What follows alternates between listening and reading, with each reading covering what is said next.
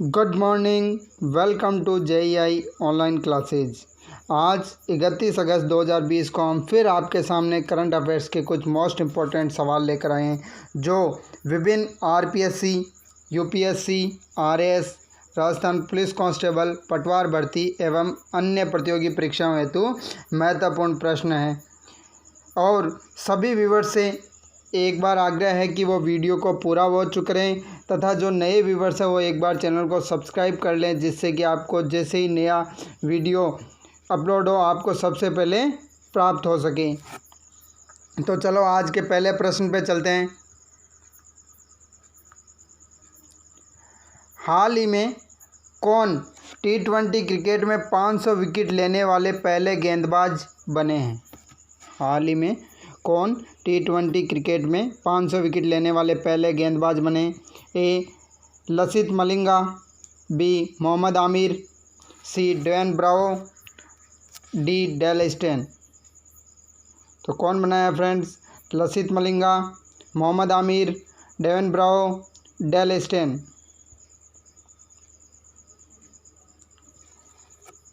तो ये बने हैं ड्वेन ब्रावो, जो वेस्ट इंडीज़ की तरफ से खेलते हैं। देखो, वेस्ट इंडीज़ के दिग्गज allrounder Dwayne Bravo T20 cricket में 500 विकेट लेने वाले पहले गेंदबाज बन गए हैं। ब्रावो ने कैरिबियन प्रीमियर लीग में ट्रिनबागो नाइट राइडर्स के लिए खेलते हुए ये उपलब्धि हासिल की है। इसी के साथ अगले क्वेश्चन की ओर चलते हैं।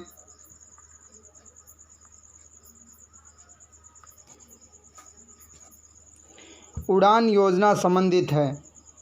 उड़ान योजना संबंधित है। ए देश के क्षेत्रीय इलाकों में विमान सेवा से, बी ग्रामीण भारत बालिका छात्रवृत्ति से, सी खेलकूद प्रतिभाओं के चयन से, डी अंतरिक्ष में मानव मिशन से।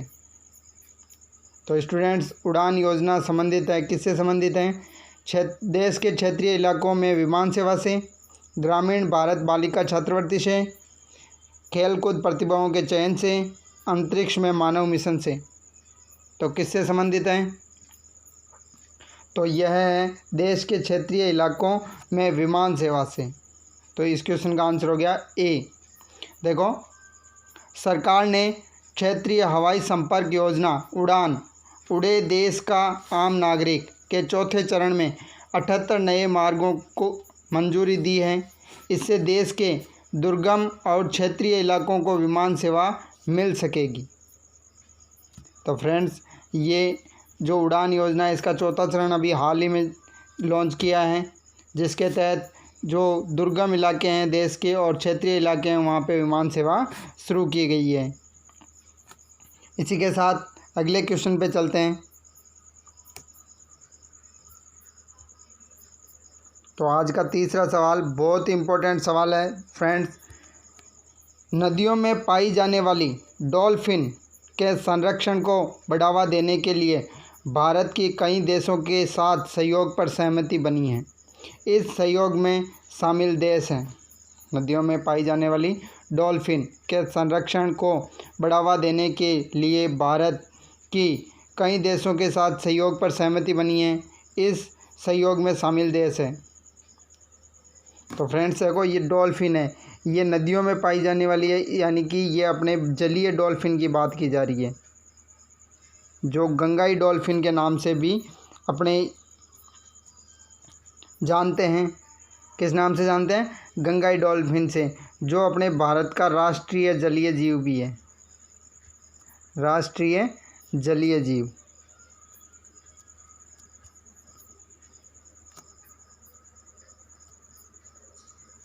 राष्ट्रीय जलीय जीव कौन सा है?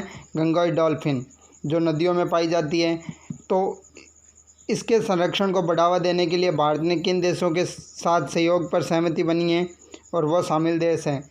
ए बांग्लादेश, नेपाल, बी म्यांमार, श्रीलंका, सी उपयुक्त दोनों ए और बी, डी उपयुक्त में से कोई नहीं। तो फ्रेंड्स, हाल ही में सहमति बनी है। किन देशों के विशेषज्ञ भी इस संरक्षण को बढ़ावा देने के लिए सहमत हुए हैं? तो वो देश हैं, देखो, बांग्लादेश और नेपाल भी हैं, म्यांमार और श्रीलंका भी है। तो यानी कि इन चारों देशों के विशेषज्ञों ने सहमति दी है। तो इस क्वेश्चन का आंसर हो गया सी, उपयुक्त दोनों, ए व बी। तो इस क्वेश्चन का आंसर हो गया अपने पास सी, उपयुक्त दोनों, ए और बी। इसी के साथ अगले क्वेश्चन की ओर बढ़ते हैं।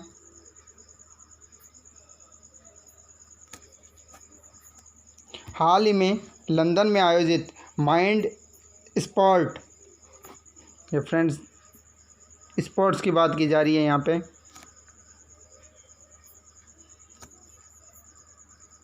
माइंड स्पोर्ट ओलंपियाड के मेंटल कैलकुलेशन वर्ल्ड चैंपियनशिप में स्वर्ण पदक विजेता बने।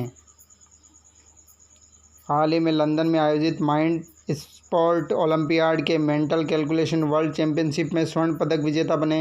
ए अक्षय वेंकटेश, बी नीलकंठ भानु, सी मंजुल भार्गव, डी निखिल श्रीवास्तव। तो कौन बने फ्रेंड्स? तो ये बने हैं नीलकंठ भानु। तो इस क्वेश्चन का आंसर हो गया बी। देखो, हैदराबाद के नीलकंठ भानु ने मेंटल कैलकुलेशन वर्ल्ड चैंपियनशिप में भारत को पहला स्वर्ण पदक दिलाया है।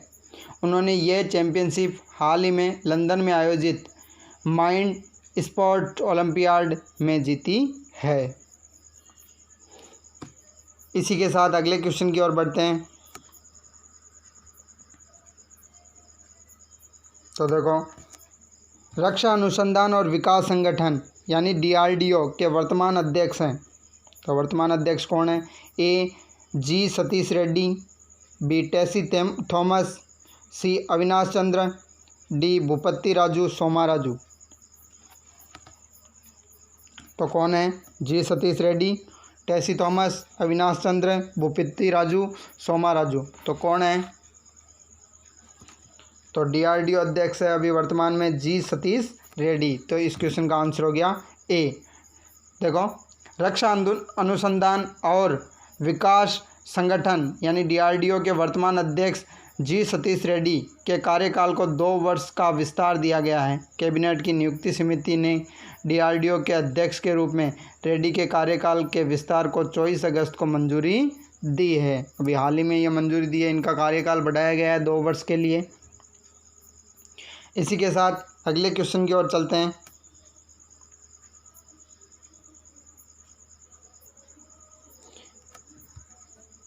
पूर्व वित्त सचिव राजीव कुमार को निर्वाचन आयुक्त नियुक्त किया गया है। पूर्व में वित्त सचिव राजीव कुमार को निर्वाचन आयुक्त नियुक्त किया गया है। भारत निर्वाचन आयोग में मुख्य निर्वाचन आयुक्त को छोड़कर कितने निर्वाचन आयुक्त होते हैं? तो फ्रेंड्स, जो अपना भारतीय निर्वाचन आयोग है उसके अंदर मुख्य निर्वाचन आयुक्त को छोड़कर कितने निर्वाचन आयुक्त होते हैं? ए 1, बी 2, सी 3, डी 5। तो कितने होते हैं? तो मुख्य निर्वाचन आयुक्त को छोड़कर 2 निर्वाचन आयुक्त और होते हैं। तो इस क्वेश्चन का आंसर हो गया बी 2। देखो, भारतीय संविधान का भाग 15 चुनावों से संबंधित है। संविधान के अनुच्छेद 324 से 329 तक चुनाव आयोग और सदस्यों की शक्तियों, कार्यकाल, पात्रता आदि से संबंधित है। मूल संविधान में निर्वाचन आयोग में केवल 1 चुनाव आयुक्त का प्रावधान था, परंतु 1 अक्टूबर 1993 को इसे 3 सदस्य वाला आयोग कर दिया गया। तब से निर्वाचन आयोग में 1 मुख्य चुनाव आयुक्त और 2 चुनाव आयुक्त होते हैं। इसी के साथ अगले क्वेश्चन की ओर बढ़ते हैं।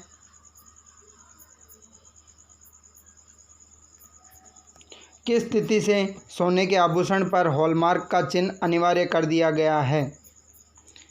किस तिथि से सोने के आभूषण पर हॉलमार्क का चिन्ह अनिवार्य कर दिया गया है? ए 1 अगस्त 2020, बी 1 जनवरी 2021, सी 1 अप्रैल 2021, डी 1 जून 2021। तो कब से लागू होगा?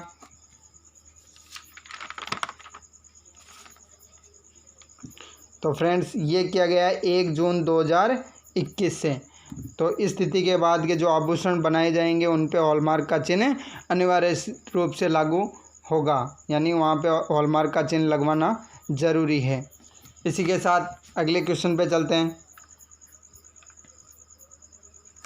बहुत मोस्ट इम्पोर्टेंट सवाल है फ्रेंड्स ये, किस देश ने अपने समुद्र तट पर ईंधन के रिसाव के कारण पर्यावरणीय आपातकाल की घोषणा की है? यानी वह कौन सा देश है जिसने अपने समुद्र तट पर ईंधन के रिसाव होने के कारण उसे पर्यावरणीय आपातकाल की घोषणा की है? ए मॉरिशस, बी जापान, सी श्रीलंका, डी मालदीव। तो किस देश ने की है? तो वो देश है मॉरिशस। तो इस क्वेश्चन का आंसर हो गया ए मॉरिशस। देखो, मॉरिशस के पास हिंद महासागर में एक मूंगा चट्टान से जापानी शिप MV वाकाशिओ के टकराने के बाद ईंधन लीक होने की वजह से यह पर्यावरण संकट पैदा हुआ। मॉरिशस के प्रधानमंत्री प्रविंद जगन्नाथ ने कहा है कि रिसाव के रूप में आई ये आपदा करीब 13 लाख आबादी वाले उनके देश के लिए खतरा है, जो पूरी तरह से पर्यटन पर निर्भर है। यानी कि मॉरिशस जो देश है वो केवल और केवल पर्यटन पर निर्भर है और उनके लिए यह आपदा आई है, क्योंकि उनके आसपास जो समुद्री तट है वहाँ पे ये ईंधन का रिसाव हो गया है, जिससे कि वहाँ की जो समुद्री जीव जंतु हैं और वनस्पति है उसको खतरा उत्पन्न हुआ है। तो इसलिए उन्होंने पर्यावरणीय आपातकाल की घोषणा की है। इसी के साथ अगले क्वेश्चन पे चलते हैं।